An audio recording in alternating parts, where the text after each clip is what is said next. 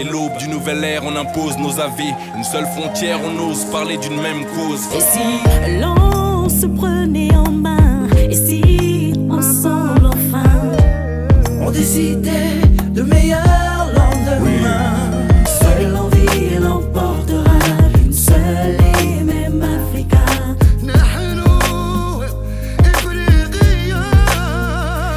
Unité, seule la vie, l'amour, la joie, seul l'avenir nous portera. I love you, Mama Africa. I just wanna say, yeah, yeah, say, Africa be united. And I just want you to say, yeah, yeah, say, Africa be united. سموها إفريقيا سموها القارة السوداء هذيك اللي عزيزة ليا يا ماما. Pénacotonga, on a trop saigné, pissé sang et larmes. Bonsoir et bienvenue dans votre magazine qui est Célébrité. Dans ce magazine, nous recevons des personnalités tant nationales qu'internationales, des hommes et les femmes qui façonnent le monde. Nous décortiquons leur histoire et leur parcours. Ici, nous célébrons l'excellence, le succès et la réussite. Mesdames et messieurs, bienvenue dans Célébrité qui reçoit Stéphane Grelier, directeur d'hôtel. Bonsoir et bienvenue dans Célébrité. Bonsoir. Alors, qu'est-ce que cela vous fait d'être reçu dans ce programme? C'est bien. Alors, Stéphane Grelier, vous êtes directeur d'hôtel. Alors, pouvez-vous présenter très brièvement à nos téléspectateurs? Stéphane Grelier, né en France, à Bergerac, fier de sa région du sud-ouest. Et je suis venu au Congo par des algorithmes qui ont fait que j'ai traversé le continent pour venir ici. Et directeur d'hôtel? Mon parcours, j'ai commencé mon parcours dans la grande distribution, où j'étais directeur chez les Centres Leclerc. J'ai fait 10 ans chez eux. Et après, je suis parti dans la direction informatique pendant 20 ans. Donc ça, c'était une direction informatique au niveau national, européenne et après mondiale. Et ensuite, j'ai dirigé un hôtel en Thaïlande. Et après, je suis venu au Congo. Voilà, alors là, c'est une présentation brièvement. C'est une présentation brève. Voilà, et de votre parcours, bien sûr. Mais mon parcours... On peut le résumer ainsi. Bon, avant de parler de votre parcours, Stéphane Grelier, vous aviez suivi les médias ces 3 derniers mois, ces derniers temps. Qu'avez-vous retenu? Moi, la première chose que j'ai retenue, c'est l'attentat en France à Trèbes, côté de Carcassonne, qui m'a beaucoup ému. Je suis beaucoup les médias français, évidemment. Donc l'autre chose qui me retient, c'est malheureusement les grèves en France de Air France, de la SNCF, sur des réformes de Emmanuel Macron. Et l'autre chose, au niveau de l'Afrique, c'est peut-être la chose la plus retenue, c'est l'éviction et la démission de Mugabe au Zimbabwe. C'est ce que vous avez retenu des médias? Oui. Voilà, alors si vous pouvez nous résumer en quelques mots votre parcours. Mon parcours, moi je suis né, j'ai une famille qui était agricole, dans l'agriculture, donc viticulteur, donc le vin, la vigne, le vin. J'ai travaillé dedans, tout jeune, à 6 ans, 7 ans, j'ai aidé mes parents avec mon frère à vendanger. Donc c'était familial, il y avait des employés, on était une centaine, et c'était un peu la continuité des vacances, parce que les vendanges sont en septembre. Mes parents, après, ont monté une ferme auberge, donc un grand restaurant, qui a fortement bien marché. Et mon frère et moi, on est partis tous les deux dans l'hôtellerie. Donc on a servi, moi j'avais 11 ans quand je servais, j'ai aidé mon père à servir, mon frère identiquement, et au fur et à mesure on se développait. Et après moi je suis parti scolairement dans le foot, donc dans des sports-études, centres de formation et autres. Et après les centres de formation, il y a une mise au point qui a été faite pour moi. Je suis parti sur des études dans la comptabilité. J'ai fait un bac de management et de commerce. Après un BTS de commerce international. Et après j'ai acquis mon master en VAE de master international.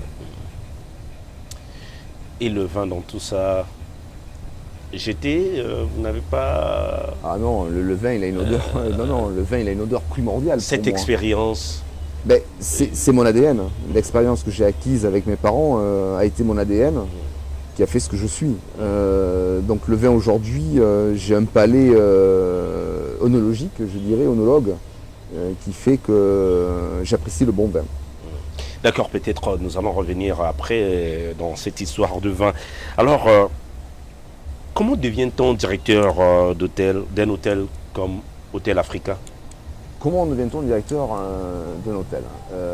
Il y a plusieurs aspects à tout cela. On ne devient pas directeur comme ça. Moi, je suis directeur depuis l'âge de 20 ans. L'âge de 20 ans? De 20 ans, oui. Ah, J'étais d'accord. directeur chez l'établissement Leclerc. Aujourd'hui, vous avez 2 fois 20 ans. J'ai 46 ans. Ah, d'accord. Et non, c'est une succession d'expériences.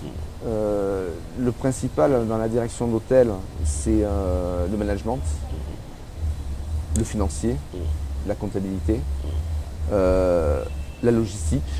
Et Stéphane Grélier, comment est-il devenu directeur d'hôtel? Ben, il est devenu directeur d'hôtel à un moment donné. Il y a eu une mise au point sur ma vie après mes directions dans l'informatique où je voyageais énormément. Et il y a eu pas un ras-le-bol, mais à un moment donné, j'ai envie de faire autre chose et j'ai envie de revenir à mes premiers amours, à ce que j'ai vécu tout jeune. Et voilà comment je suis devenu directeur d'hôtel. Et le Congo-Brazzaville, c'est votre première expérience, votre premier voyage en Afrique? En Afrique, oui, complètement. Et J'avais fait tous les continents. J'ai voyagé dans tous les continents américains, sud-américains, Asie et autres. J'avais jamais fait l'Afrique. Et mais pour moi, c'était un challenge de venir en Afrique, de découvrir une autre culture, une autre mentalité, qui ne pouvait être qu'enrichissante, et c'est le cas. Et votre enfance ou votre adolescence, vous entendiez de parler de l'Afrique autour de vous ou à l'école? En Europe, enfin en France essentiellement, on n'entend pas forcément parler de l'Afrique. On entend parler de l'Afrique sur le mal, mais pas forcément sur les biens du jour et les faits qui sont présents. Donc l'Afrique n'était pas forcément un continent qui explorait. Et puis il faut dire aussi qu'il n'y a pas forcément de tous les États africains une envie de faire la promotion de l'Afrique aussi sur l'Europe ou le continent européen. Il n'y a pas assez de com. Non, il manque de la communication, c'est évident. Aujourd'hui, il y a énormément de richesses, je m'en aperçois ici maintenant. Il y a énormément de richesses au niveau de l'Afrique et cette communication manque. Et quand vous arrivez, quand vous voyez la réalité, on se sent choqué? Au départ, en arrivant d'Europe, je dois dire que c'est quand même un choc thermique. De par le temps. Le froid et le chaud. Oui, de par les gens. Et puis en sortant de l'aéroport, on arrive et on voit la conduite, par exemple. Et c'est vrai qu'on a du mal à s'imaginer ça. Donc c'est vrai que c'est un peu un choc thermique. Après, le réconfort et la chaleur et la gentillesse des gens. Donc ce qui vous marque, c'est la conduite des véhicules, les automobilistes? Oui, mais c'est le manque de civisme et de respect du code de la route qui n'est pas établi, c'est clair. Ça peut déstabiliser. Stressant d'être au volant? Ben, moi j'ai mis un mois en arrivant ici, j'avais un chauffeur, j'ai mis un mois parce que je n'ai jamais été autonome, j'ai mis un mois à conduire. Ouais, c'est stressant. C'est stressant parce qu'aujourd'hui on est un peu dans une conduite à la Mad Max, un peu à la sauvage, je m'incruste et donc sans le respect du code de la route qui est international, je le rappelle. Voilà, et puis donc si on vous demandait, c'était comment votre première, vous direz? Si on peut résumer votre première fois Ma première fois, sur le sol congolais? sur le sol africain. Sur le sol africain, elle a été fatigante. Parce que je suis parti, j'ai fait un périple entre la France, le Maroc et Brazzaville. Donc elle a été fatigante. Arrivé sur une matinée vers 5 h du matin. Mais beaucoup de chaleur dans le cœur. Donc la première fois, bon, on a compris ce que vous voulez dire. Alors, pouvez-vous nous parler de vos débuts dans votre hôtel, à la direction de votre hôtel? Ça se passe comment? Le début, il a été simple. Il a été d'analyser un peu les éléments négatifs au niveau de l'hôtel, dans toutes ses phases, qu'elles soient sur tous les plans. Moi, ce qui m'intéresse pour gérer un hôtel, c'est le personnel. Parce que Ça se passe comment? C'est vous qui écoutez chacun parler ou c'est vous qui imposez le rythme? Non, je suis un manager humain. J'écoute,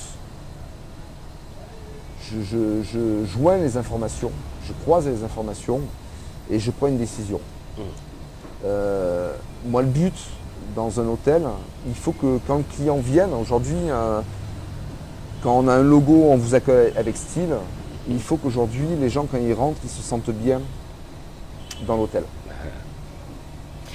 Alors, votre première fois, lorsqu'on arrive pour la première fois exactement, c'est vrai que le choc thermique, le choc des cultures. Alors, cet échange avec vos employés, on imagine cette magie pour que la mayonnaise puisse prendre. Ça n'a pas été évident au début. Ça n'a pas été évident au début, ni pour eux ni pour moi, je pense. Il a fallu que chacun s'adapte à l'autre. Mais je leur ai fait comprendre que le but c'est de se comprendre essentiellement, mais surtout d'avancer ensemble.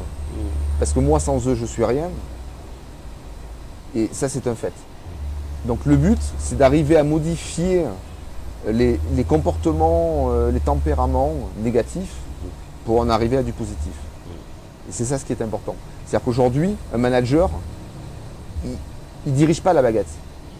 C'est trop facile. On n'est pas des dictateurs. On n'est pas là pour diriger à la baguette. On est là pour diriger humainement et souplement, c'est-à-dire avec souplesse. C'est-à-dire faire en sorte que les gens puissent évoluer. Le but, c'est l'évolution et c'est le faciès. C'est-à-dire que les gens aient le sourire et l'envie. Moi, je dis tout le temps à mes employés, depuis très longtemps, au travail, ça doit être du bien-être. Le travail doit être une passion, à chacun. Donc là, presque la définition du go, une joie. Complètement. Voilà, alors,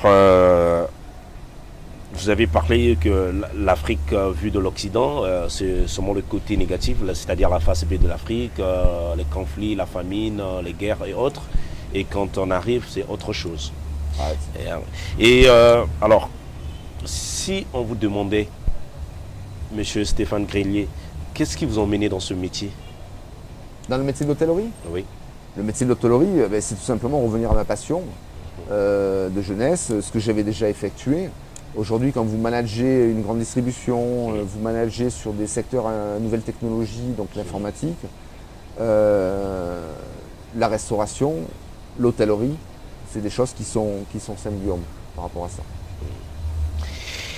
Voilà, alors, quelles sont les compétences pour diriger un hôtel?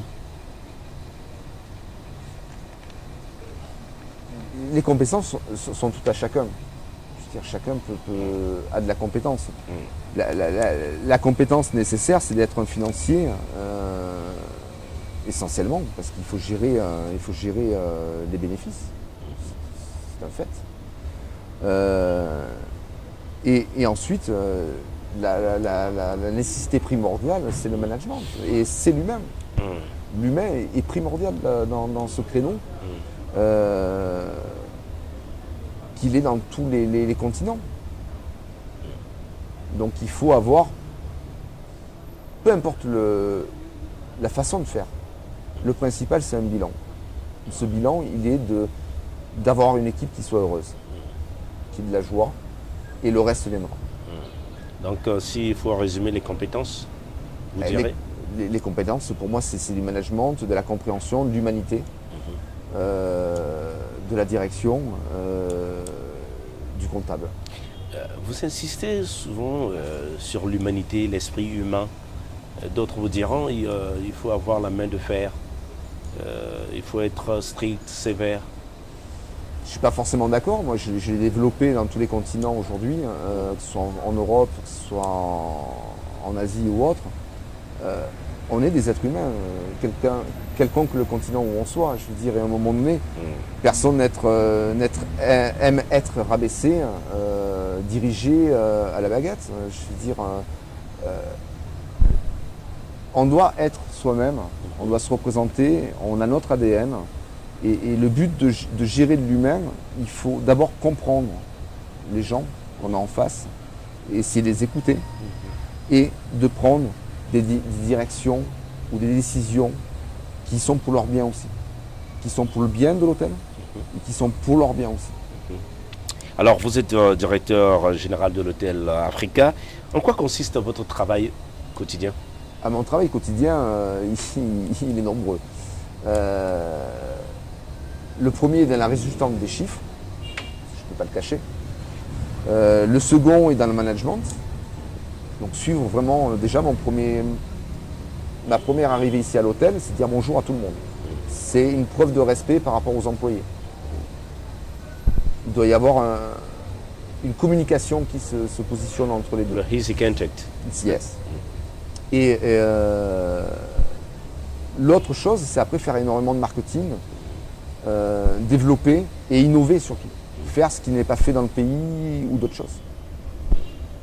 Donc votre travail au quotidien, les finances, Bien sûr, gérer le management, tout à fait. et puis quoi encore d'autre? Le marketing. Le marketing. Ben oui, il faut trouver des accords autant au niveau des achats, de la logistique. Il faut trouver des partenariats avec les entreprises et ainsi de suite. Faire en sorte comment montrer et valoriser votre hôtel. Vous faites des tours aussi à la cuisine. Ah, complètement. Et puis là, je suis très regardant. À la cuisine. À la cuisine, oui, bien Le sûr. plat du jour. Ben, on met en place le plat du jour, on met en place des stratégies. On essaie de se mettre au point du jour par rapport aux clients. Et ça, c'est important. J'ai changé complètement la carte il y a 15 jours, qui me plaisait fort guère, qui avait 4 ans. Et on est parti sur 4 ans. 4 ans, oui, Ah, d'accord. la création de l'hôtel. Et on est parti sur une carte où, naissant de la gastronomie française, je suis parti sur une carte gastronomique, autant française, donc du sud-ouest de la France, donc des régions comme Bergerac, Mont-de-Marsan pour les Landes et ainsi de suite, et une carte gastronomique pour le Congo. Parce que je trouve qu'aujourd'hui, le Congo, il y a les éléments pour mettre en place cette carte. Ah bon. Vous mangez du congolais? Je mange congolais, bien sûr. Bien sûr, je mange congolais. Comme quoi? Je mange du maboké de Ngoki, du maboké de bois, du maboké de tortue. Je prends du bouillon sauvage. Et ces choses-là que j'ai découvertes. Et accompagné d'eux? Vous avez du manioc, vous avez du sakasaka. Vous mangez le manioc? Bien sûr. J'ai du mal au départ. Au secours. Certes. Ah bon. C'est un peu un accompagnement qui est quand même caoutchouteux. Et pour quelqu'un qui n'est pas forcément habitué, c'est pas forcément évident. Mais à force, au fur et à mesure de le goûter, de le manger, on apprécie la valeur. Mais vous restez toujours avec un pied en France? Non, mes 2 pieds sont bien en Afrique. Je reviens en France pour voir mes enfants. Non, non, dans la gastronomie. Ah, dans la gastronomie, oui. Mais aujourd'hui, le but, c'est de mettre en place un hôtel qui soit international. Donc, de faire voir les richesses de la gastronomie locale est une chose, mais il faut aussi apporter d'autres choses pour des expatriés, qui soient français, européens ou chacun trouve, américains, sur la gastronomie française qui est quand même mondialement connue à ce niveau-là. Donc le but, c'est de pouvoir former nos brigades de cuisine dans cet élément-là, qui est la gastronomie. Après, on visite la gastronomie de chaque pays dans le monde entier, que ce soit asiatique, que ce soit d'Amérique, que ce soit du Mexique ou autre. On essaye de visiter un peu chaque gastronomie, ce qui apporte un plus quand même un élément. Ah d'accord. Alors, quelle est la journée type d'un directeur général d'hôtel? La journée type, elle est pareille que tout à l'heure. Elle est sur la visibilité, faire en sorte qu'il y ait une certaine conscience de son outil de travail, de gérer un peu le management, le personnel, les fournisseurs, les clients. C'est énormément de compétences qui doivent être mises en place sur la gestion d'un hôtel. Alors, et la fin idéale d'un directeur d'hôtel? Quelle est la fin de journée? Y a-t-il une fin idéale? La fin de journée, c'est comme hier soir où j'ai reçu des Mundele de l'ambassade de France. Ah tiens, le vocabulaire Mundele. Oui. Tu as appris ce vocabulaire? Ah, j'ai appris le deuxième jour que je suis arrivé, j'ai demandé comment on disait un blanc, comment on disait un noir, quels étaient les vocabulaires que je Et quand puisse tu essayer de passes quelque part, comprendre. on te dit Mundele? Très souvent, Très souvent. très souvent. Et tu réagissais comment? Tu prenais ça mal? Je pars sur la réaction. Avouez Mais- au début que vous avez pris ça mal. Je pars sur la réaction que nous avons en France. Mhm. Aujourd'hui, un blanc qui va voir un noir ou un jaune ou un arabe dans la rue, qui va dire « elle le noir », c'est mal vécu par la personne parce que c'est compris comme du racisme. C'est compris comme du racisme. Je l'ai compris comme tel au départ. Je l'ai compris comme tel au départ. Ça vous a agacé que vous entendiez à chaque passage Mundele, Mundele? Non, ça me faisait rire. Non, ça me faisait rire. Mais je l'ai compris comme tel au départ. Et après, il faut comprendre les habitudes, la culture, et qui fait qu'en fin de compte, au lieu d'être du racisme, c'est plus quelque chose de gentil. Ouais. Donc on le comprend ça au fur et à mesure, après, en s'épanouissant un peu dans En fait, dans quelque les- chose de nouveau qu'on voit, Mundele. Ah, la commis Koye Kola Lingala. Ah bon, vous êtes arrivé jusque-là. Alors, quel genre de manager êtes-vous si on vous demandait, Stéphane Grely, quel genre de manager? S'il faudrait vous définir, c'est vrai qu'il est difficile J'ai de pas parler me- de soi. Je vais pas me faire un autoportrait de moi-même par rapport à ça. Je pense que ce serait plutôt à mes employés de le dire. Avant tout, dans ma gestion humaine, elle est humaine. Elle est humaine, c'est prendre soin des gens, ce qui est pour moi très important. Donc aujourd'hui, pour moi la gestion, certains dirigent autrement. Pour moi la gestion, on doit évoluer ensemble. Et le personnel doit évoluer comme cela. Alors effectivement, il peut y avoir de la sévérité à des moments donnés. Parce que quand les choses sont répétées 10-15 fois et qu'on ne comprend pas, il faut s'imposer. Mais le but de manager, c'est de faire comprendre les erreurs et que le comprennent directement. Et après cela, c'est terminé. Donc le but, c'est d'avoir vraiment une gestion qui est axée sur l'humain et uniquement sur l'humain. Donc, en un mot, comment vous vous définissez? Humain. Humain. C'est ça. Alors, qu'aimeriez que l'on dise de vous lorsque vous êtes absent? Quand je suis absent, je suis souvent absent parce que je pars tous les 2 mois en France. J'ai pas forcément d'écho. J'ai pas forcément d'écho. J'aimerais. Peu importe ce qu'on dise de moi. Le problème, il n'est pas là. Moi, je repars d'un principe, c'est que le principal, c'est qu'il faut que mes employés soient bien. C'est pour moi le principal. Déjà, c'est la première chose. Derrière vous, Ah oui, derrière et devant moi. qu'on dise que Stéphane Grely n'est pas là, Mais ça tourne. alors, faut pas que alors, et l'image qui dit lorsque le chat n'est pas là, les souris dansent. C'est une vérité. Ça serait C'est serait une pas vérité. le cas? C'est une vérité essentiellement au Congo, pas forcément dans d'autres continents, mais forcément au Congo, oui, je confirme. Après, il faut savoir qu'on est au courant de tout, à un moment donné. Tout se sait. À un moment donné, tout se sait. Donc on corrompt tout. Donc le but, c'est d'arriver à manager, de mettre des gens qui puissent vous remplacer quand vous n'êtes pas là et bien équilibrer l'ensemble du management de l'hôtel. Je rappelle que vous êtes bel et bien dans Célébrité et Célébrité pour votre bonheur et votre plaisir reçoit Stéphane Grélier, directeur général de l'hôtel Africa. Alors, parlons de l'hôtel Africa. Si vous pouvez nous parler de cet hôtel avec vos mots. Cet hôtel, j'ai beaucoup aimé son architecture, sa structure, sa présence africaine qui est constamment présente. Moi, mon but après, au niveau de l'hôtel, ça a été de mettre un hôtel dans l'excellence. C'est ça le principal. Autant dans les chambres, dans le bien-être, mais aussi dans toutes les dispositions qu'on peut mettre en place. J'ai créé une boîte de nuit privatisée au 4e étage.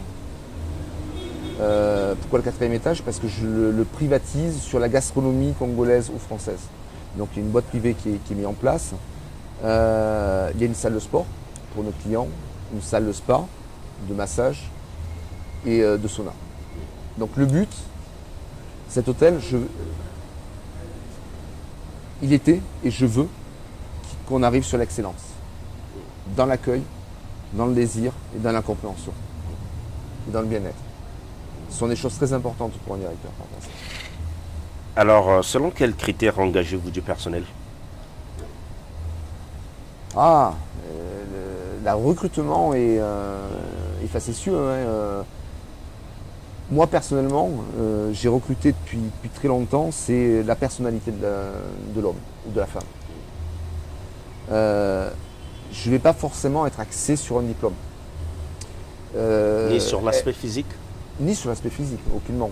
Je vais être axé essentiellement sur la mentalité, l'envie, la passion qui fait le pourquoi du comment il est venu là. La motivation. La motivation est essentielle. C'est-à-dire qu'à un moment donné, quelqu'un qui est motivé, qui n'a pas forcément les diplômes, mais qui est motivé et qui a envie d'avancer, avancera toujours. Et il ira plus haut que d'autres qui ont les diplômes nécessaires et l'expérience, mais qui n'ont pas envie d'avancer. Donc c'est l'humainement, c'est-à-dire qu'il faut, psychologiquement, il faut savoir creuser dans l'être humain pour en sortir le meilleur. Et aujourd'hui, quel est le regard que vous portez sur vos employés? Au départ, vous aviez un regard aujourd'hui? Au départ, il était négatif. Ah, il était négatif parce qu'il y avait beaucoup d'aspects. Donc je crois que c'est un peu la ferveur de tous mes collègues et entrepreneurs au Congo. On avait des soucis, on a des soucis au niveau du personnel sur les retards. Les retards au travail. Ah d'accord. Qui pour nous sont inadmissibles. L'utilisation du téléphone portable, qui sont irrespectueux envers le client. La télévision où on met des chaînes de séries et autres, où c'est pas possible pour le client. Donc il y a eu énormément de choses où il a fallu recadrer. Donc ça a été fait, ça a mis un certain temps. Je dirais que j'ai mis 6 mois à recadrer un peu l'ensemble. Et aujourd'hui, on arrive donc à la perfection. Donc le retard. Le retard. L'utilisation des téléphones. Tout à fait. La télévision sur les séries et autres. Comment justifiait-il cela? Par exemple, les retards. Quelles raisons qu'ils avançaient? Vous avez...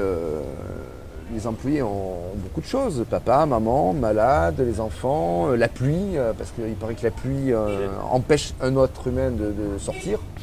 C'est la première fois que je le vois ça dans le monde. Les embouteillages. Les embouteillages, il y a tout plein de raisons.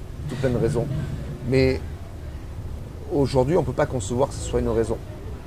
On ne peut pas concevoir une raison. À un moment donné, on a des clients et on se doit, par respect pour nos clients et nos employeurs, d'être à l'heure. Vous vous rendez compte si dans une entreprise, tout le monde serait en retard? Comment fait-on? Que fait-on? C'est pas possible. Vous avez dit, vous avez remarqué sur les retards, les raisons sur les retards, la télévision, sur le portable. Alors, et aujourd'hui, Mais, Y a-t-il une amélioration, Ah, mais le aujourd'hui, regard d'aujourd'hui que oh, vous portez? Aujourd'hui, il y a une complète amélioration. C'est-à-dire qu'on n'a plus de retard, on n'a plus de téléphone, on n'a plus de séries qui sont mises en place.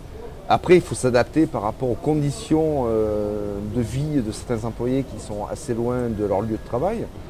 Donc j'ai aménagé des heures pour essayer de comprendre, parce qu'on ne peut pas dire vous arrivez de telle heure à telle heure sans comprendre et ainsi de suite. Par exemple, les bébés noirs et autres. Les quoi? Les bébés noirs. Ah, les bébés noirs. Oui. Certains habitent très loin, ils ont des problèmes avec les bébés noirs tardivement. Et, Donc ça, c'est les rentrées. les sorties. Les sorties. Ah, les sorties. Les sorties. Donc on s'adapte un peu par rapport à l'ensemble. On ne peut pas diriger comme ça. Pour On dire les s'adapte. départs. Ben oui. Ah, les heures de départ. On s'adapte par rapport à tout le monde. Donc le but, c'est d'arriver à une cohésion, que les gens puissent faire leurs heures de travail qui sont dans la législation congolaise, donc leurs 8 heures. Et on arrive à une parfaite symbiose de ce qui était recherché au départ. Et quand vous avez dit tout à l'heure, chaque 2 mois vous êtes en France, Oui. et quand vous reveniez, vous remarquez des changements ou la ligne Non, la ligne conductrice que j'ai menée est suivie. D'accord, donc aujourd'hui le regard que vous portez, il y a une amélioration nette. Ah ben, il y a une grosse amélioration qui est évidente. Et c'était primordial qu'aujourd'hui les employés rentrent dans cette observation que leur comportement, à des moments donnés, leur manque de professionnalisme faisait que ça nuisait à la clientèle et à la survie de l'hôtel. Ni plus ni moins. Alors actuellement, quelles sont vos ambitions pour cet hôtel? Ben, mes ambitions, il est clair, c'est de mener l'hôtel sur l'excellence, dans les services, dans l'accueil, dans la restauration gastronomique. Je veux en faire, j'ai la prétention d'en faire un endroit marqué de Brazzaville. Un lieu de gastronomie. Et la gastronomie, c'est quoi? C'est le bien-être de l'être humain.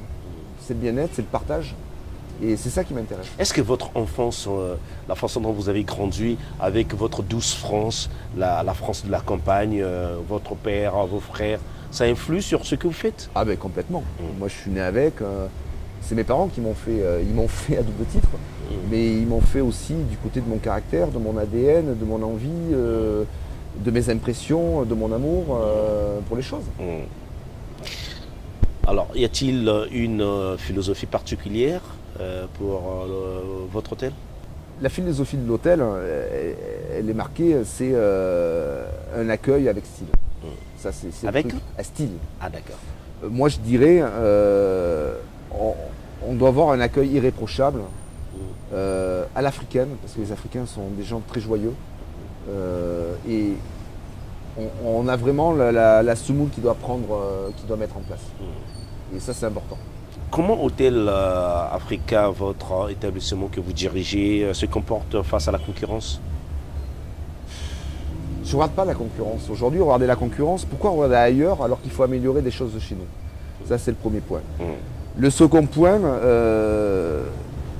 je suis très culture, très humaine, donc très culture, très richesse sur la culture. Donc, j'ai signé des partenariats avec le musée du bassin du Congo, où on va mettre en exposition les œuvres d'art dans l'hôtel. Je mets en place beaucoup de culture au niveau de la salle Mbonda, qui est une salle qui accueille 500 personnes. C'est une grande salle de Brazzaville. Et j'essaye d'innover, c'est-à-dire mettre en place des choses qui ne sont pas faites ailleurs, que je n'ai pas vues ailleurs. Et qui font que ça doit être un lieu de sortie pour les Brazzavillois, les Congolais le soir. Donc le but, c'était de compléter un peu la salle Mbonda, qui est une grosse opportunité, tous les jours de la semaine. Autant du mardi avec le cinéma que nous avons mis en place. Il n'y a pas de cinéma à Brazzaville. Donc là, on a un cinéma. Le soir, la Ligue des Champions. Le mercredi, j'ai conclu un accord avec des producteurs congolais sur des séries, où on diffuse le mercredi après-midi 3 séries le mercredi. Le mercredi soir, toujours la Champions League. Le jeudi, on fait une émission pour les enfants. Et le vendredi, quelque chose que j'ai innové, mais il fallait que je trouve les personnes pour les avoir. Donc je mets en place un spectacle comédie et musique dînatoire. Un peu comme le Moulin Rouge. Ah voilà, alors si on vous demandait quelle est la particularité de votre hôtel? Ben, l'hôtel aujourd'hui va être axé sur le bien-être, je l'ai déjà dit, et surtout sur la culture. Pour transfuser un peu cette culture africaine, soit à des Congolais qui ne la connaissent pas la richesse de cette culture, je suis persuadé qu'il y en a qui ne connaissent pas, et pour aussi des Occidentaux qui puissent découvrir un peu tout ça. Parce qu'aujourd'hui, le problème quand vous arrivez d'Occident, vous arrivez à Brazzaville, on ne sait pas ce qu'il y a. On ne sait pas ce qu'il y a. Donc, automatiquement, c'est d'être un reflet du pays où vous êtes et du continent où vous êtes. Ça, ce sont des choses importantes. Vous avez l'impression que le Congo est encore vierge Ah sur ouais. beaucoup de points? Oui, le Congo est complètement vierge. Autant en entreprise, en usine, en agriculture. Il y a des plaines et des plaines et des plaines vierges. Et aujourd'hui, c'est dommage. Il y a le terrain qu'il faut. Il y a le temps qu'il faut. Donc, pour moi, il y a énormément de choses à faire. Allons revenir sur la gastronomie. Tout à l'heure, vous aviez évoqué la gastronomie. J'ai eu plusieurs questions qui me sont venues dans l'esprit. Alors, vous avez parlé, quand on parle de gastronomie, c'est manger. Pour vous, c'est quoi bien manger? Moi, déjà, la gastronomie, c'est du partage. C'est du partage avec les uns et les autres. La gastronomie, c'est pas forcément manger une table à 4, parce qu'on est 4 personnes, et ainsi avoir des tables comme au restaurant. Moi, la vraie gastronomie, c'est une longue table, comme qui est fait dans les fermes auberges en France, dans le Moyen-Âge et autres, et qui fait qu'on partage notre repas avec les autres. C'est un partage, c'est une connaissance, c'est un enrichissement de l'autre, de par la gastronomie. La gastronomie, elle peut être diététique, elle peut être gargantuesque, mais le but, c'est de pouvoir découvrir des choses qu'on ne connaît pas et de les apprécier. Qu'elles soient autant au niveau des mets, qu'elles soient autant au niveau des vins, autant au niveau du service aussi, parce que c'est important. Donc c'est un ensemble de choses qui font la gastronomie. Gastro, en latin, veut dire ventre. Donc et le ventre, c'est pas que la nourriture. Parce que le bien-être, il sort d'où? Il sort du ventre aussi. Donc la gastronomie, pour moi, c'est l'ultime d'un être humain. Le partage. Ah ben le partage est équivoque, c'est indéniable. Donc, je suis un peu têtu. Bien manger, c'est quoi pour vous? Bien manger? Moi, bien manger, que je mange du congolais. Généralement, on dit que les Français aiment des bons vins, aiment manger, rire aux éclats. Ouais, mais on en vient à la même chose. C'est dans la finesse du partage, c'est dans la finesse de la nourriture, dans une nourriture variée, selon des chefs étoilés et autres. Le but, c'est que la nourriture, la gastronomie doit être une découverte pour soi-même. Des choses qu'on a aimées avant, qu'on veut retrouver, ou des choses qu'on n'a jamais connues et qu'on veut connaître. Aujourd'hui, nul ne peut mourir idiot.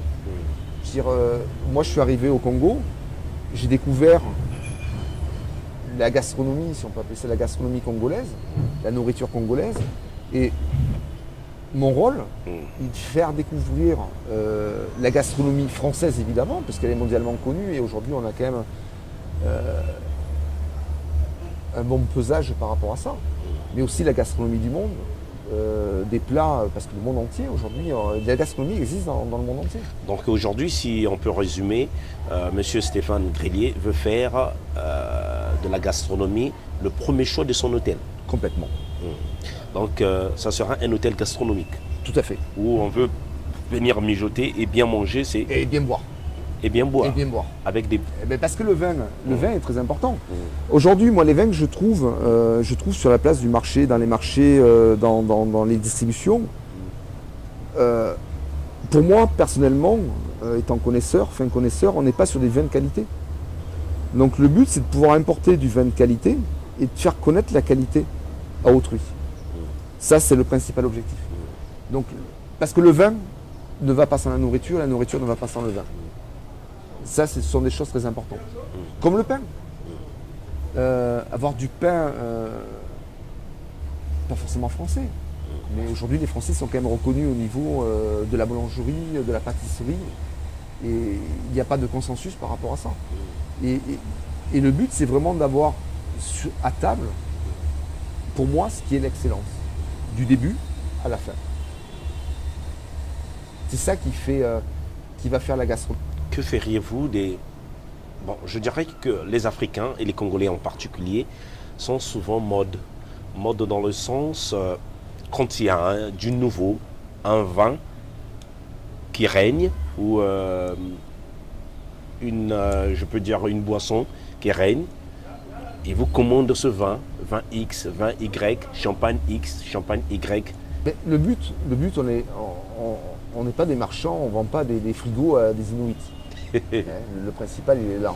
Autant beaucoup savent le faire, moi non. Aujourd'hui, j'ai un adage qui dit... Est-ce que vous avez remarqué cela? Oui. Oui. J'ai un adage qui dit « Ne fais point aux autres ce que tu ne voudrais pas qu'on te fasse ». Et ça, c'est quelque chose qui est très important. Et quand je propose quelque chose à quelqu'un, c'est parce que je suis, en mon fond propre, conscient de ce que je fais. Parce que moi, aujourd'hui, j'aimerais ça. Donc le but, c'est pas de dire « Prenez ça, c'est meilleur ou autre ». J'ai autre chose. Je vous verse, concernant le vin, 4 gouttes. Vous allez sentir, vous goûtez, et on en parlera après. Et 99 fois sur 100, c'est toujours des gens têtus, mais 99 fois sur 100, aujourd'hui, les gens changent d'avis parce qu'ils connaissent la qualité. Alors peut-être qu'ils ne la connaîtront pas la première fois. Parce qu'on est habitué à boire ou manger quelque chose qui pour moi n'est pas excellent. Votre palais, votre désir est différent. Mais au fur et à mesure d'aller sur les bonnes choses, votre palais change et votre envie change. Donc automatiquement, on se rend compte de la valeur des choses. C'est quoi le plus difficile à faire lorsqu'on est directeur d'hôtel? Oh, il n'y a rien de... Non, il n'y a rien de difficile à faire. Alors, il n'y a rien? Non, non. Mitterrand disait rien de tout ce qui est grand et facile. Encore faut-il devenir grand. Alors, le but de tout à chacun, c'est de pouvoir évoluer, comme je disais précédemment, et de faire évoluer les gens. Et c'est comme ça qu'on arrivera à l'excellence. quelles sont vos niches de clients? Niche de clients, ben, ils sont quelconques. Ça peut être des expatriés, que ce soit occidentaux, américains ou autres. Mais le but aussi, c'est de convaincre les Congolais qu'aujourd'hui, déjà, leur gastronomie à eux est excellente. Donc de la mettre en place et de leur proposer. Ou la gastronomie française, de leur faire connaître. Parce que forcément, les gens, quand on entend parler de foie gras, confit de canard, caille au raisin, ça les attire pas forcément. Parce que c'est dans leurs habitudes. C'est comme pour nous, les Occidentaux, manger de la tortue. Au départ, c'est un frein. Mais il faut apprendre à... La tortue est protégée en France. La tortue est protégée en France, mais surtout la tortue pour nous était plus un animal de compagnie. Et aujourd'hui, les Français, on ne mange pas la tortue. On va plus manger des cuisses de grenouille qui pour vous peut-être est différent. Mais la tortue n'est pas un mets. N'a jamais été un mets. Qu'elle est particulièrement ici en Afrique. Vous avez des enfants, j'imagine. Et si vous leur racontiez que vous avez mangé de la tortue... Je vais rétablir les choses. J'ai mangé de tout. De tout. Ah bon? Sauf de la tortue. Parce que quand on me l'a servi, on me l'a servi avec la carapace et la tête. Et j'ai pas pu. Ici? Ouais. Et j'ai pas pu. On vous a servi là. Et je pense que mes enfants sont fiers de ce que j'ai fait. C'est vrai que quand j'ai mis sur mes réseaux sociaux au repas, il y avait de la tortue, on m'a dit bah. On vous l'a servi avec sa Ouais. carapace, Ouais, avec sa tête. ouais. Et au secours. Donc c'est pas forcément quelque chose qui m'a fait envie. Ah bon, d'accord. Et puis vous aviez eu à manger autre chose pour Ah nous. oui, j'ai mangé du coquille, Du bois. du bois, et là j'ai trouvé ça exquis. Ouais. Ok, alors il n'y a pas de difficulté d'être directeur d'hôtel. Alors, c'est quoi le plus beau dans ce métier? Le plus beau, ce qui a toujours été le plus beau enfin, dans ma conviction et dans tous mes métiers, c'est le partage et le contact avec le client. Le client est personnel. Qu'aimez-vous qu'un client vous dise en partant, en quittant votre hôtel? Que le client me dise en partant, c'est ce qu'ils me disent de plus en plus maintenant. C'est super, vous êtes des gens humains, et c'est ce que je veux entendre, moi, la première chose. Lorsque je vous ai demandé quel genre de directeur étiez-vous, quel genre de manager étiez-vous, vous aviez hésité de parler de vous. C'est vrai qu'il est difficile de parler de soi. J'ai demandé et j'ai posé des questions à quelques employés en aparté. Ils m'ont dit, la majorité m'ont dit que vous étiez cool. Il y a une qui s'est abstenue, qui n'a pas voulu parler, en disant j'ai pas à dire. C'est comme ça. J'ai forcé, j'ai dit est-ce qu'il est mauvais, est-ce qu'il est bon? Non, j'ai pas à dire. Je n'ai pas d'opinion.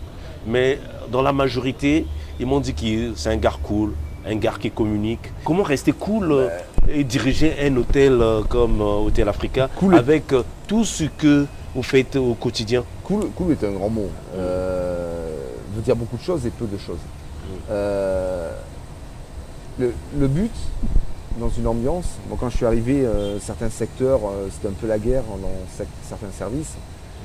Et le but, c'est de pouvoir rétablir et remogénéiser un peu cet ensemble-là et faire que... Créer l'équilibre. Créer l'équilibre par rapport à un ensemble. Et cet équilibre va faire qu'il y aura du bien-être, que ce bien-être se sentira de l'extérieur.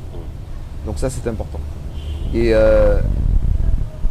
cool dans le principe de ne pas donner le bâton, mais de comprendre les gens et d'essayer de les amener à des choses qu'ils n'auraient pas eu idée il y a encore un an. Et on va récapituler, c'est important ce que vous dites.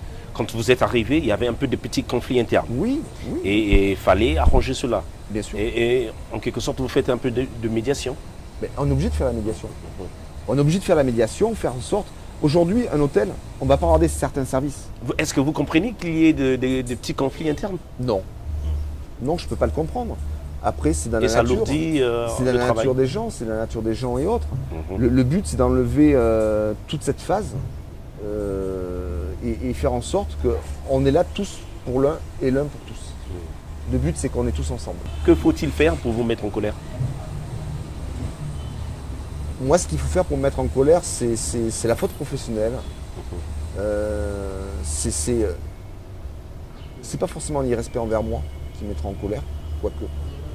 Mais c'est l'irrespect dans le travail. À force de répéter les choses, répéter, ça devient lancinant. Et à un moment donné, quand vous avez répété à quelqu'un 10-15 fois, ne fais pas ça, et qu'il continue, je pars du principe que c'est une auto-dérision. Si à un moment donné, c'est pas possible. C'est pas possible. Soit ça rentre d'un côté de l'oreille, ça ressort de l'autre, mais moi ce que je voudrais, c'est que ça magasine à l'intérieur. Donc, ça peut mettre en colère, mais aujourd'hui, il n'y a pas de cause à effet. Alors, chaque 2 mois, vous êtes en France. Vous êtes entre 2 avions. Si on vous demandait, c'est où chez vous? Chez moi? Ah, je vous m'aurais dit ça il y a 9 mois, je vous aurais dit ça en France. Là, je dirais que j'ai 2 patries. J'ai ma patrie française, et j'en suis très fier. Et j'ai une découverte d'une nouvelle patrie qui est congolaise. Alors, vous passez plus de temps au service. J'imagine que le travail vous prend plus de temps. Et la famille dans tout ça? On équilibre les choses. On équilibre les choses, on essaie de faire comprendre, d'agrémenter. Et quand on est ensemble, que ce soit du bien-être. Vous arrivez à concilier les deux? On ne peut pas concilier les deux. C'est-à-dire que moi, quand je sors du travail, je mets une frontière. Et la frontière du travail est terminée à partir du moment où je suis dans ma sphère privée. Donc je ne parle pas de travail dans ma sphère privée. Et je ne parle pas de ma sphère privée quand je suis au travail.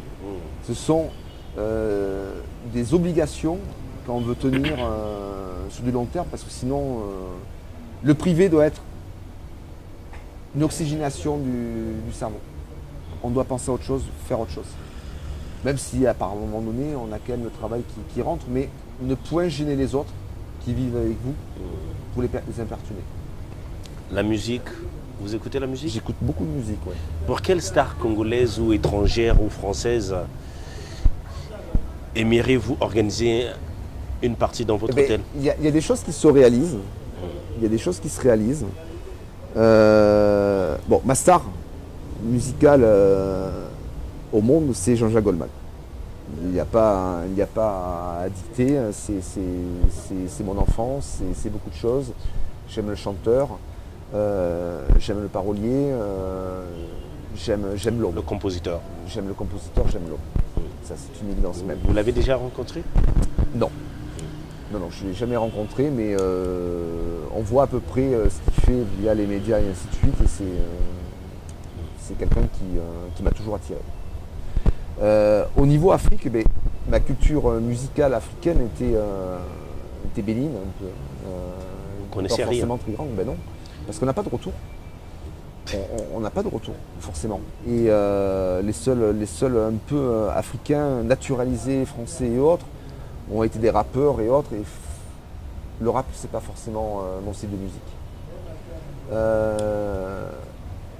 Au niveau Afrique, si on doit un peu contempler ce que j'aime, ça va être Jason le philosophe. Et le truc, j'attendais ça justement pour mettre en place mon spectacle. J'attendais vraiment le style de musique. Il y a un style de musique de salsa, de rumba, de baqueta, donc un peu hispanique. Donc c'est un mélange hispanique, d'Afrique, de France qui met en place. Et c'est une musique qui permet de voyager et qui permet un peu de s'évanouir. Et c'est ça qu'on demande à la musique, c'est de penser à autre chose. Donc ici au Congo, vous écoutez Johnson le philosophe. Jason. Johnson le philosophe. Jason le philosophe. Ah d'accord. Et j'ai connu depuis peu Jean Goubal. Jean Goubal. Goubal. Je suis allé le chercher au beach, personnellement. Je ne connaissais ni d'Adam ni d'Ève. J'ai écouté ses musiques. Et j'ai surtout écouté le personnage, l'homme. Et waouh.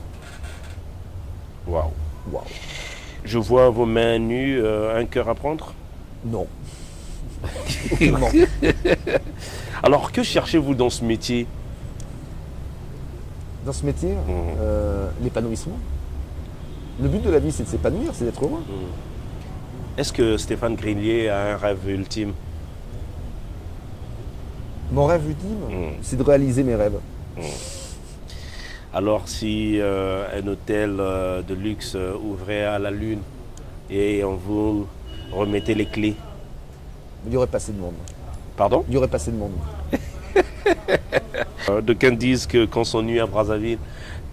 Est-ce le cas pour Stéphane Grillier? Vous vous ennuyez? Ah, aucunement. Aucunement. Qu'est-ce que vous diserez? Tout. Qu'est-ce qui vous amuse, on peut dire? Moi, à Brazzaville, je peux aller dans la rue, converser avec les gens, visiter les rapides. Alors ouais, les rapides, oui, on s'ennuie pas. On en a partout. Non, on s'ennuie pas. Même si vous avez dit tout à l'heure qu'il n'y a pas de cinéma. Non, il n'y a pas de cinéma, mais parce qu'aujourd'hui, je crois que je ne sais pas si c'est pas un phénomène africain, où le cinéma n'est pas forcément un phénomène de mode, mais on n'est pas obligé d'avoir un Nous, cinéma. on a grandi avec des cinémas. Oui, vous avez grandi avec un cinéma, mais les cinémas ont tous disparu, malheureusement. Stéphane Grillier et le foot. Vous aviez évoqué dans votre parcours que vous aviez fait les écoles de foot. Jusqu'où vous êtes allé avec le foot? Le foot, ça a été un rêve de gamin, de minot. Vous rêviez devenir grand footballeur? Alors, je pense qu'à un moment donné, quand vous faites un sport-études, centre de formation, vous le rêvez parce qu'en plus, vous avez les connectivités qui sont derrière et qui vous disent vas-y, tu vas y arriver, tu vas y arriver. Donc aujourd'hui, le problème du foot, ça devenait un rêve pour devenir professionnel, parce que faire un métier qu'on aime, plus que tout, c'est l'idéal. Mais le parcours, c'est le parcours du combattant. C'est le parcours du combattant, tant physiquement que mentalement, que familialement. Il faut trouver les bonnes personnes au bon moment. Ni plus ni moins. Et vous avez arrêté? Le foot, j'avais fait les sélections départementaux, sélection régionale, sélection sud-ouest, pré-France. Et donc j'ai joué jusqu'en niveau national. Et à un moment donné, oui, on a arrêté. J'ai arrêté parce que j'avais trop de problèmes physiques pour suivre un peu l'ensemble. Voilà, donc, et dans le football, vous aviez une équipe préférée? Alors, sur la France, ben, c'est ma région, les Girondins de Bordeaux. Ah, donc vous êtes bordelais, Je suis bordelais girondais. et fier. Ah, d'accord. Et fier de l'être. Alors qu'importe les résultats, on est toujours malheureux des mauvais résultats de son équipe. Mais à un moment donné, je soutiens les Girondins de Bordeaux depuis que j'ai 4 ans. Donc on les soutient dans les mauvais temps comme dans les bons moments. L'équipe type qui vous a fait rêver, c'était avec Ah, les Tigana, moi, ouais, il y avait l'équipe de Tigana avec Giresse, Tigana. les Jerez. Il y a l'équipe de Zidane, qui était champion de France. Donc on a toujours eu. Une bonne Rocheteau a équipe, joué Bordeaux aussi non, Rocheteau était à Saint-Etienne. Ah, d'accord. Vous jouez quel poste? Moi j'étais gardien de but. Ah, d'accord, gardien en plus. Alors, autre chose, vous viviez en France, en même temps au Congo. Il y a quelques mois, vous disiez que votre pays c'était la France. Aujourd'hui, vous hésitiez à dire c'est où chez vous. Je vois que vous êtes charmé par l'Afrique. Ah, en parlant élection en Europe, vous votez? Bien sûr. Gauche, droite? Je crois que c'est comme la vie, on a des mouvements obligatoires. Il y a une chose qui est sûre et certaine, c'est que je ne vote pas extrême. Je suis contre les extrêmes. Pourquoi? Parce qu'aujourd'hui, l'extrême pour moi va dans les négativités de l'être humain. L'extrême gauche ou l'extrême Les droite? deux. Les deux. Les deux. Pour moi aujourd'hui. Dans on le est même tout- sac. Dans le même sac. Je mets les deux dans le même sac. Aujourd'hui, on est sur des négations de la vie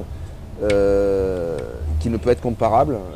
Après, on peut avoir une idéologie de gauche, donc socialiste, une idéologie centre, une idéologie droite. Moi, mon rêve ultime, il était depuis longtemps, c'est que gauche, centre, droite puissent se rassembler et mettre en place un gouvernement, et ce rêve il est arrivé. Donc cela veut dire les dernières élections présidentielles, vous avez voté Macron. C'est évident. Qu'est-ce que vous a charmé chez Macron? Ben, j'ai déjà rencontré, j'ai pu discuter avec lui, je trouve que c'est un homme charismatique. Vous avez discuté avec lui? Oui, avec Macron. Oui. C'est un homme charismatique, qui sait ce qu'il veut, qui met en place ce qu'il dit. On a eu tellement de menteurs depuis tant d'années. Des Il menteurs? réforme, oui, au niveau politique. Des Mais présidents des de gens- droite qui ont fait la politique de gauche, les gens de gauche qui ont fait la politique de droite? C'est exactement ça. C'est exactement ça. Moi, à un moment donné, j'aime les travailleurs. Autant je travaille, autant j'aime qu'en face de moi, ça travaille. Et on a eu un peu d'endordissement au niveau des époques 95 jusqu'à 2016. Et c'était préjudiciable dans le développement de la France, dans l'économie, dans l'acuité du peuple français. Quelqu'un a dit sur BFM TV, un fan de Macron, qu'il aimerait le voir 15 ans. J'étais pas au courant. Est-ce le cas pour vous aussi? Moi, je pense qu'Emmanuel Macron, notre président de la République, a une ADN, il a un charisme. Et il me fait penser à des anciens empereurs français qu'il est de leur acabit, c'est-à-dire qu'il est de leur niveau. Et je pense qu'Emmanuel Macron va faire resplendir la splendeur de la France, remettre en ordre le pays, réformer le pays, avoir une justice dans ce pays, autant sociale, qui est importante. Et ça, ce sont des choses importantes. Le problème des Français, c'est qu'aujourd'hui, vous avez, en France, on a une image d'être jamais content. Et c'est vrai. Toujours des grèves. Mais le problème, la grève tue. Elle tue tout. Qu'il y ait une grève qui soit cohérente, parce qu'il y a de l'injustice par rapport à quelque chose, je l'admets. Mais qu'il y ait une grève parce que justement on veut mettre la justice pour être au niveau des autres, je ne l'admets pas. Il y a une compagnie aérienne française qui demande à chaque grève Tous les ans. l'augmentation. Tous les ans. Tous les ans. Aujourd'hui, ils demandent 6%. Oui, tous les ans. Tous les ans. Mais ça fait partie, c'est la représentation, c'est quand même des gens qui ont un super travail, de qualité. Qui sont bien payés aussi. Je ne connais pas leur salaire, mais le problème c'est qu'à un moment donné, on ne peut pas demander tous les ans L'augmentation. une augmentation. Moi, mes salariés me demanderaient tous les ans une augmentation. Non. Non. Et ce qui m'ennuie dans tout cela, ce sont des gens, que ce soit Air France, on va citer aussi la SNCF, qui ont des opportunités, qui ont des positions favorables par rapport à leur niveau de vie, par rapport à d'autres professions beaucoup plus hautes, qui se permettent de bloquer la France. Et là, je suis point d'accord. Si on vous demandait quelles sont les personnalités historiques de la France qui vous ont marqué ou auxquelles vous vouliez vous identifier? Moi, concernant la France, des gens qui m'ont extrêmement réjoui, il y a en premier lieu Charlemagne. Charlemagne. Empereur, roi des Francs 765, empereur en 800, qui est décédé en 814-815 de tête. Mais c'est le père de l'Europe moderne. Et il a fait intelligemment sur les récits d'historiens, c'était quelqu'un de très juste. Et aujourd'hui, c'est pour moi un exemple énorme. De faire d'un petit royaume franc, en faire un empire au niveau Europe, c'est énorme, et c'est important. L'autre personne, Henri IV, qui la démagogie un peu des problèmes religieux, protestants catholiques. Henri IV, pourquoi? Parce qu'il a réussi un peu à réconcilier un peu une guerre de religion française entre les catholiques et les protestants. Et sa mise en place au pouvoir en tant que roi, avec l'édit de Nantes et autres, a fait que ça améliorait un peu l'entente à ce niveau-là, au niveau de la France. Et il a énormément changé de choses. Et les deux autres, ça sera Napoléon Ier. Napoléon. Premier. Napoléon Bonaparte, premier. Ah d'accord. Pourquoi? Pourquoi? Parce qu'il a été un défenseur de la France quand aujourd'hui les Français ont essayé de faire une révolution, qu'on a eu une incohérence de toutes les nations à côté qui nous ont attaqués. Il a défendu la France, il a fait prospérer son peuple. Effectivement, il a été un colonisateur aussi, hein. C'était un guerrier, c'était un général. Hein.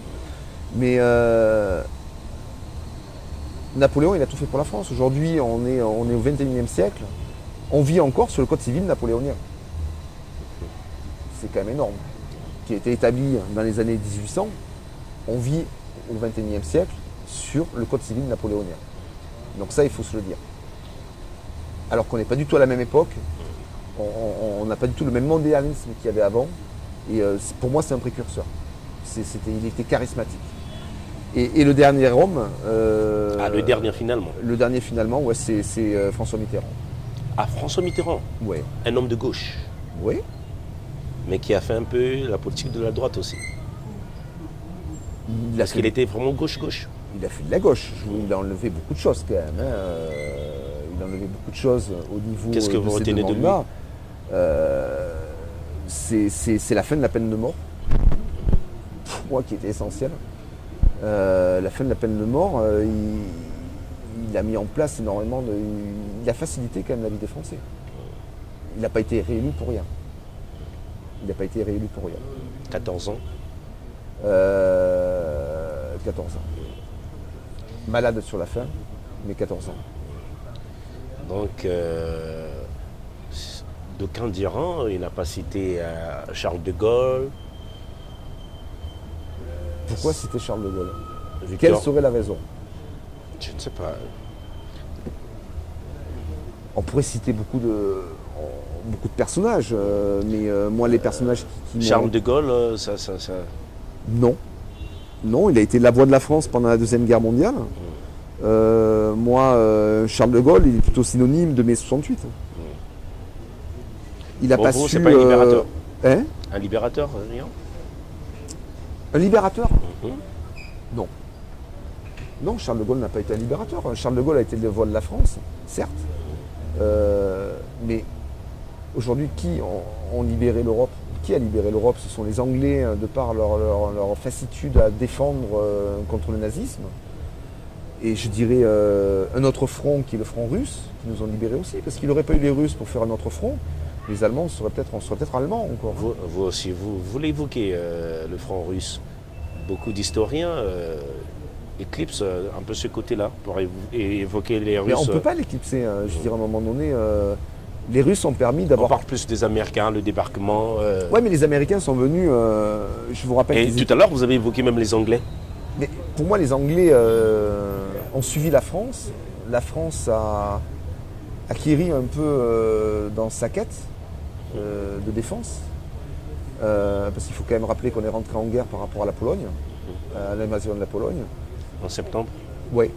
Et le souci, c'est que la France est tombée, mais que l'Angleterre a su resserrer les dents et a relevé le défi. Donc aujourd'hui, moi, les libérateurs de la France sont l'Angleterre et pour moi les Russes, même s'ils n'ont pas mis un pied en la France. Mais ils n'auraient pas fait ce second front qui était primordial pour la survie et la libération. On ne saurait pas où on serait.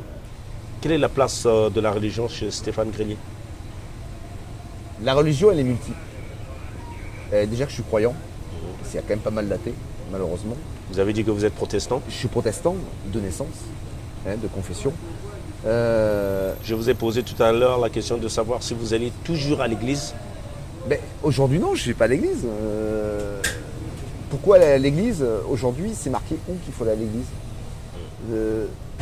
On va lire les 10 commandements. La seule chose qui est marquée dans les 10 commandements, tu ne croiras qu'en un seul Dieu. Ce qui est mis dans la religion chrétienne, dans la religion musulmane avec le Coran, dans la Torah avec la religion juive, c'est bizarre, on se bat tous, alors que les 10 commandements, nos commandements sont exactement les mêmes. Et que personne ne les respecte. Et je pense qu'avant de soi-disant connaître, lire, j'ai lu la Bible, j'ai lu le Coran, j'ai lu la Torah,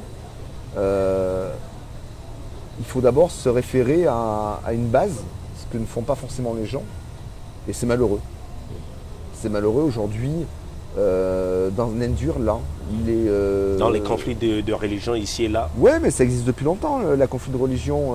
Je parle du Moyen-Âge avec l'église chrétienne, avec un pape qui préjaugeait des croisades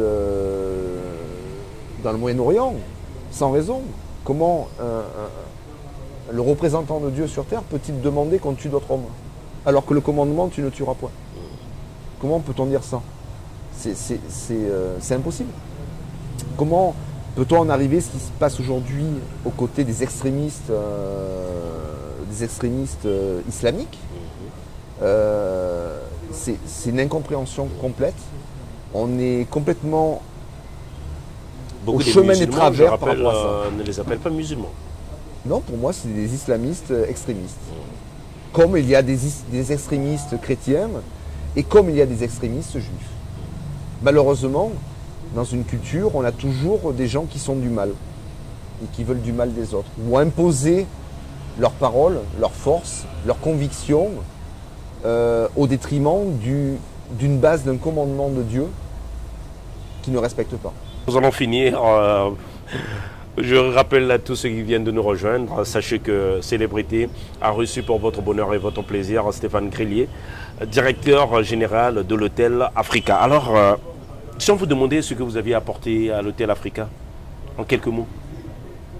Moi, de la simplicité, de la connaissance en soi et de l'humanisme. Voilà, nous sommes arrivés à la fin de ce programme. Qu'est-ce qu'on peut vous souhaiter?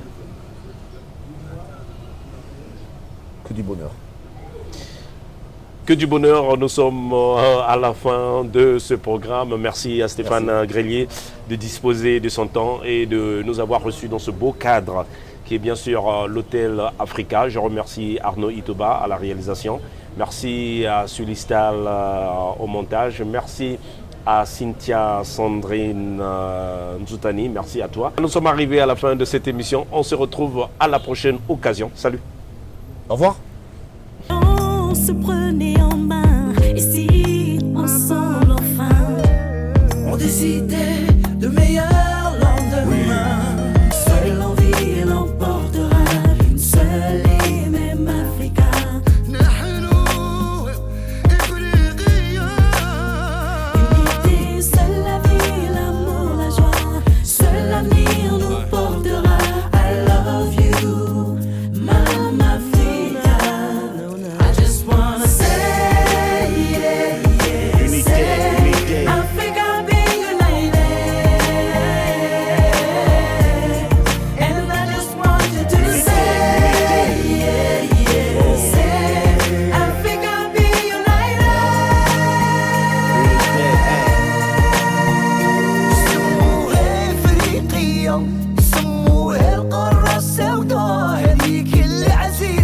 lion. Oh, yeah, maman.